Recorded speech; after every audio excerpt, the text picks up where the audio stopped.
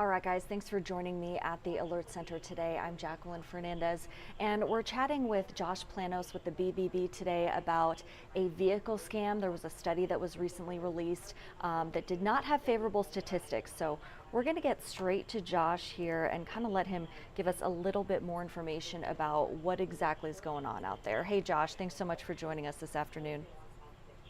Thanks as always for having me, Jacqueline. We came out with this study, which is really, it was an update to a 2020 study, so right during the pandemic, which found that scammers were listing non-existent vehicles on all sorts of websites.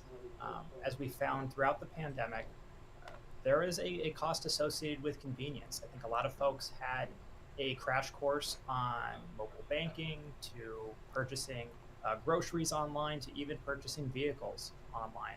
Folks, I think, started to think, I don't want to deal with haggle pricing or going to car lots in the ways that traditionally were the only means of securing a vehicle. And so you had companies like Carvana and really explode in popularity. And while those companies are legitimate, there are a lot that aren't. And frankly, we're seeing a huge uptick in the amount of reports pertaining to fake virtual vehicle purchases for vehicles that do not exist.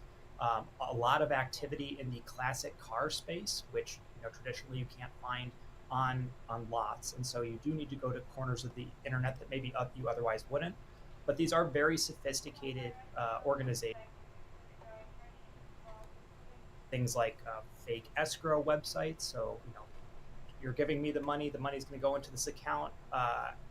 At which time we're going to be able to secure the transaction and get that vehicle shipped to you. In some cases, involves fake advertising, so digital ads placed on legitimate sites meant to gain access to your personal and payment information. And it even trickles down to fake vehicle history reports. So someone just simply wants to know what the details are on a vehicle, and they're being taken to a place where they're not actually getting that report. So an enormous sum of money is associated with these scams, and there's really no sign that they will abate throughout 2024. So something to be on the lookout for. Definitely. And Josh, I mean, I think it's just kind of interesting, like you said, we're going to see more of these pop up just as technology increases, and goodness knows how AI is going to play out in all of this eventually. But one of the tips that I was noticing on BBB.org, specifically under this the study on virtual vehicles, a big thing is you do eventually want to see someone in person, right? I mean, you do eventually need that tangible sort of handshake, if you will. Can you speak to the importance on that for us? Line, Jacqueline. I will be stealing that moving forward. But with like online animal adoption, it's the same exact situation, right? We see so many fake pets that folks fall, or purchase, hoping to secure. And a real quick way to know whether or not that pet exists is to see it in person or hop on a FaceTime or a Zoom call or a Teams call or whatever, to be able to see that the pet actually exists. And the same holds true with vehicles. In nearly every case, you're paying for the prospect of a vehicle rather than the vehicle itself. It's never been easier to lift someone else's photo and repurpose it as your own. And right now, a lot of people are doing that, much to the unfortunate consequences for the consumers. We mentioned that the average loss in the reports that have been fielded by BBB in 2023, $12,600. That's a huge sum of money. And the reality is that that is typically being dangled as an enticing price point for the consumer. So they are chomping at the bit to pay 25%, 30%, 50% below market value for a product. But the reality is the product doesn't exist. And so you want to make sure that you know exactly what it is that you're signing up for before you send over any personal or payment information. So, I mean, it sounds like for some of these scams, I mean, if you don't meet this person face to face, or, I mean, you may not even get this vehicle, right?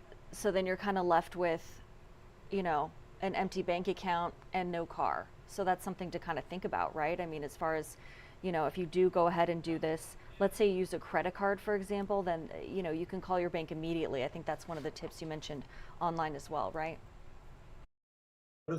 Is essential to consider in every transaction, but particularly with high dollar amounts. There's a reason why scammers are asking you to wire transfer them money. There's a reason why they are requesting payment through cryptocurrency or prepaid debit cards or gift cards, it's because those transactions are irreversible, incredibly difficult to police. But that money is essentially gone when it has been sent.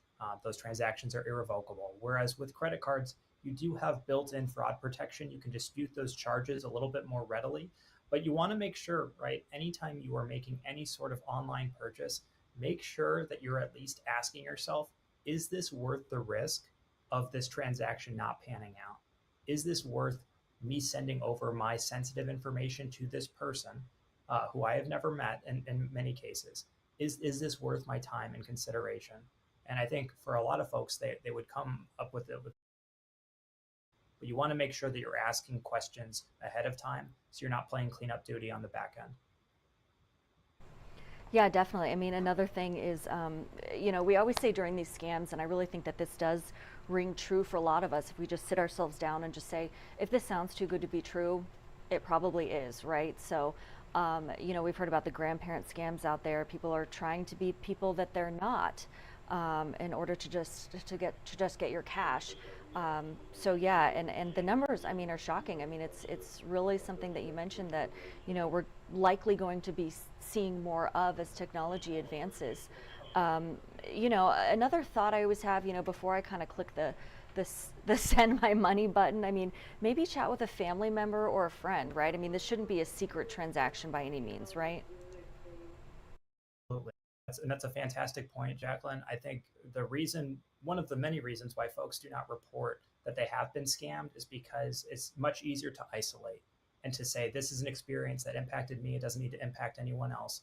At the very least, if you are asking for a cross check, a cross reference, a secondary opinion, that person at the very least knows that you have gone through it, and maybe you're a little bit more likely to come forward with that information if things don't go according to plan. But yeah, absolutely get a secondary opinion, especially if it involves a huge sum of money. We'd all like to think that we have somebody in our corner who we turn to for guidance for any number of transactions, but especially with something as high profile and high dollar amount as a vehicle, you want to make sure someone else's eyes are on it too.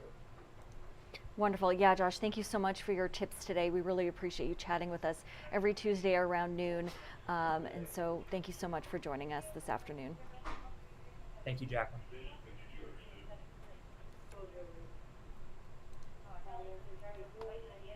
Oops. All right, press the wrong button there, but you get the idea. So here's another thing. Thanks, Josh, for joining us. But you can always check out the Better Business Bureau website. That's bbb.org, right? So if you take a look here, if you unfortunately have been scammed, right, you can file a complaint on their website. They've kind of laid that out for you. It's very easy to do. I'd like to file a complaint against a business and have BBB get a resolution to my problem. So there are these different steps that you can take, and they kind of lay that all out for you online. So that's a good resource to have for sure. In the meantime, thank you so much for joining me at the Alert Center. Before we go, we're going to switch gears a little bit now and take a look outside. It's a beautiful day today. I know we're all looking forward to hopefully going out and enjoying that weather over the weekend, but here's a live look for you from First National. You can kind of just take a look. I mean, just full sunshine. You can see a couple people walking out there. Looks like a beautiful day. If we head over to our 90th and Dodge camera, it looks like traffic is running smoothly. In this shot, not a cloud in the sky. So again, hopefully it stays that way. But yes, thank you so much for joining me at the 6 on Your Side Alert Center. I'm Jacqueline Fernandez, and we'll see you with our first show coming up, 1 to 3 with Dave Zavolinsky. Until then, have a wonderful day.